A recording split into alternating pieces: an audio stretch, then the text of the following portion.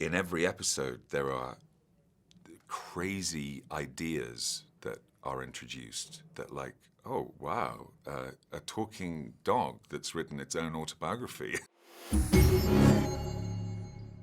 You've come at comedy from so many different angles, but I feel like the Tick he's unlike, I think, any character that has ever been. He's like Jacques Clouseau if he had like superpowers and a blue suit. That's not a bad, yeah, that's not a bad, yeah, that's pretty a good description, yeah.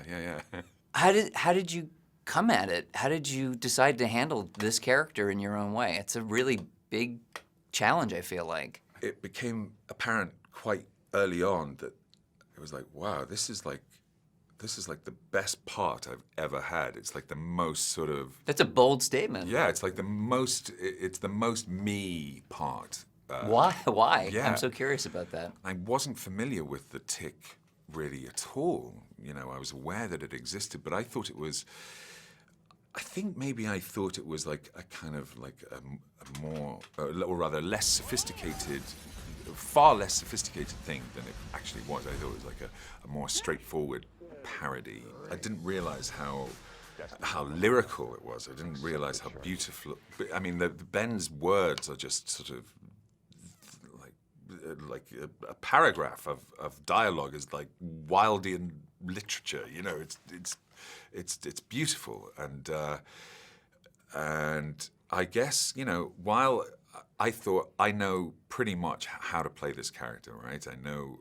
I get it, right? And Ben, you know, but I had to. This is a character that already exists, and that Ben Edlund has had living in his head and hands for 30 years, and so it had to also conform to that, you know.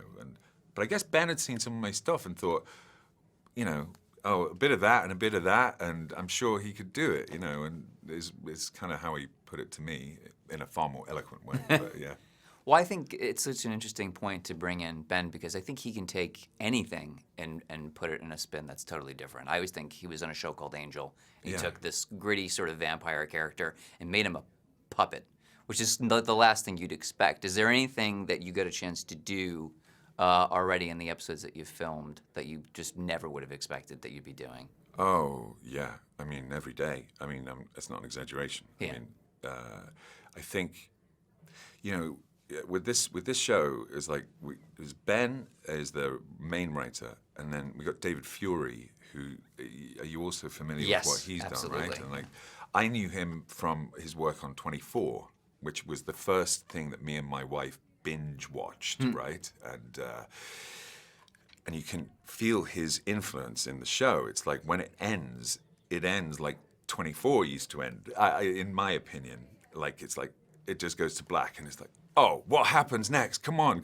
But not only is he an expert at keeping the story going and adding new sort of plot, blah, blah, blah. It's like in every episode, there are crazy ideas that are introduced that like, oh, wow, a talking dog that's written its own autobiography and wears glasses and you know, so it's like it keeps your interest with like, oh, okay, you know, all these little flashes of like Ben genius keep you thinking, what is going on? But you know, what am I watching? And I don't know why I'm watching this, but I want to watch the next episode.